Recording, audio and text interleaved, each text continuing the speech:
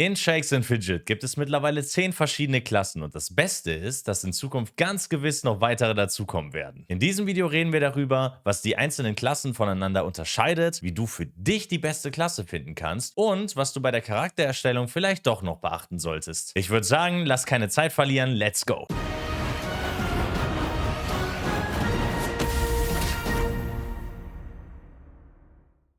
Wenn ihr euch einen Charakter erstellt, müsst ihr zuerst eure Klasse wählen. Und damit ihr hier ein bisschen mehr Überblick habt, knöpfen wir uns das Ganze doch mal vor. Drückt auch gerne auf den Abo-Button, falls euch solche Videos gefallen. Zuerst muss man wissen, dass jede Klasse in Shakes and Fidget einem Hauptattribut zugeteilt ist. Davon gibt es insgesamt 3 Stück, und zwar Stärke, Geschick und Intelligenz. Zum Stärke-Attribut gehören die Klassen Krieger, Kampfmagier und Berserker und seit neuestem auch der Paladin.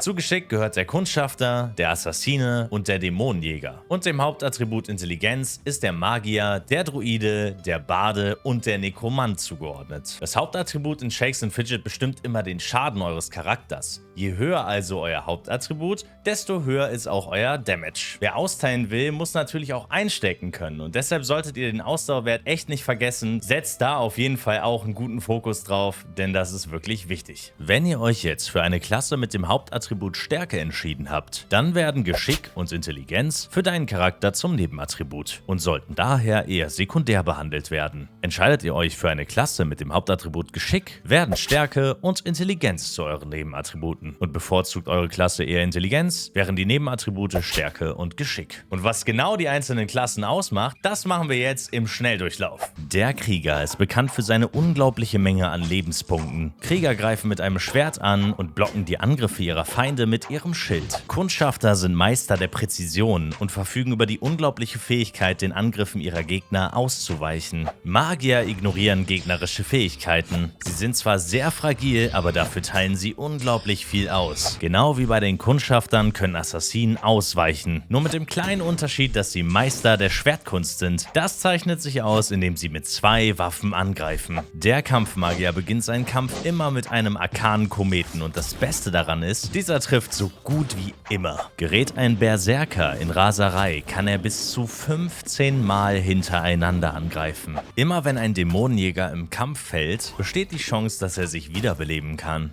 Druiden können sich in eine Adler- und in eine Bärengestalt verwandeln. Und eins ist sicher, beide Verwandlungen sorgen bei den Gegnern für Schaden, Schaden, Schaden. Wie stark der Angriff eines Baden ist, hängt von seinen Noten ab. Goldene Noten können unglaublich gefährlich werden. Der Nekromant kann sogenannte Schergen beschwören, wodurch er Angriffe blocken, kontinuierlich austeilen und sehr stark critten kann. Paladine bewegen sich zwischen Angriff und Verteidigung. Je nach Stellung sind sie in der Lage, ihren Schaden zu boosten oder durch ihre ansteigende Robustheit zu glänzen. Außerdem besitzen Paladine die Fähigkeit, sich zu heilen. Und jetzt müssen wir noch eine Frage klären, und zwar, welche Klasse ist denn jetzt die beste Klasse? Und dazu kann ich euch sagen, jede Klasse hat ihre Vor- und Nachteile, aber darauf gehen wir mal vereinzelt ein in den jeweiligen Klassenvideos. Naja, und zu der Frage, welche jetzt die beste ist, so romantisch die Antwort auch klingt, die Klasse, mit der ihr euch am wohlsten fühlt. Ihr müsst da einfach so ein bisschen bei der Charaktererstellung auf euer Bauchgefühl hören, denn ich sag euch, wenn ihr eine Klasse fühlt, dann ist das der Schlüssel für eine lange und erfolgreiche Spielzeit. Jetzt müssen wir aber noch ein paar Sachen machen zum Thema Charaktererstellung. Da gibt es nämlich auch ein paar klitzekleinigkeiten zu beachten. Let's go! Sobald ihr euch für eine Klasse entschieden habt, müsst ihr euch noch ein Volk aussuchen. Jedes Volk hat Vor- und Nachteile, die sich auf die Grundattribute eures Charakters auswirken. Und kleiner Funfact: entscheidet ihr euch für ein gutes oder für ein böses Volk, ändert sich das Aussehen eurer Reittiere im Stall. Wie euer Charakter heißt und wie er aussieht, ist euch überlassen. Jetzt ist noch wichtig, auf welcher Welt ihr spielt. Europawelten sind die neuesten Welten. Dort finden immer wieder neue Server statt. Und ganz wichtig, der aktuellste Server hat auch immer die höchste Zahl. Fusionierte Welten sind, wie der Name schon sagt, alte Welten, die zu einem aktiven und spielstarken Server vermischt wurden. In den alten Spielwelten findet ihr nationale und internationale Server, die in Zukunft ganz gewiss Material für weitere Fusionen sein könnten. So, ihr da draußen, das war's mit dem Video zur Klassenübersicht. Falls es euch gefallen hat, drückt gerne mal den Abo-Button, damit ihr in Zukunft nichts verpasst, denn eins ist gewiss, hier werden auf jeden Fall weitere Tutorials kommen und in den kommenden Videos werden wir alle Klassen vereinzelt unter die Lupe nehmen. Wir gucken uns da Vor- und Nachteile an und vielleicht können wir euch ja so ein bisschen die Klassenwahl erleichtern. Also meine Damen und Herren, macht's gut, wir sehen uns im nächsten Video.